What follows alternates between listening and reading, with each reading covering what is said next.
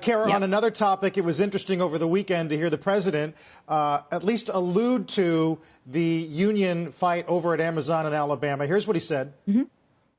I've made it clear when I was running that my administration's policy would be to support unions organizing and the right to collectively bargain. I'm keeping that promise. So let me be really clear. It's not up to me to decide whether anyone should join a union. But let me be even more clear.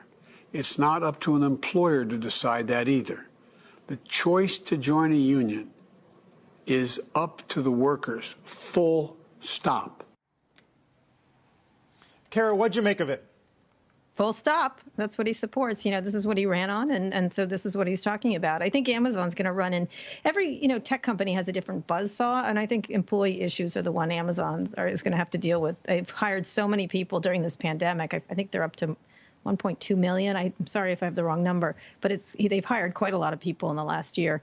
And so they're going to have to, and they have, warehouse workers, they have drivers, they have all kinds of different workers. And so I think the president supporting it is a good thing. I'm also supportive of unions. So not everybody is. And I understand Amazon's arguments that they're trying to, they've got this business that's going forward. They went to the $15 minimum wage that they do for their workers. But at the same time, it's up to the workers to decide if they want to form unions.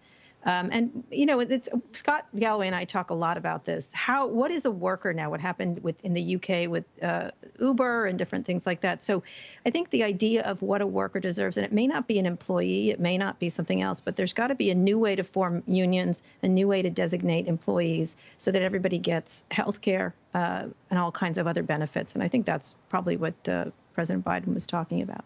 Yeah, Kara, we've been talking about this a bit on the program. I feel like the superpower and the purpose behind a union has got to shift in this era that we're in right now, because the structure of the economy and the workplace has changed so much. It's no longer about a picket line in front of a factory, right? When you've got a cloud-driven, mobile-driven economy, when people are working from home, can you picket your own house? How exactly is that going to work? And, sometimes you see these companies, you mentioned Amazon's $15 kind of minimums, ahead of where the government is on a lot of these things, too. So even if these workers are able to unionize, even if the president is backing them, do the unions know what to do?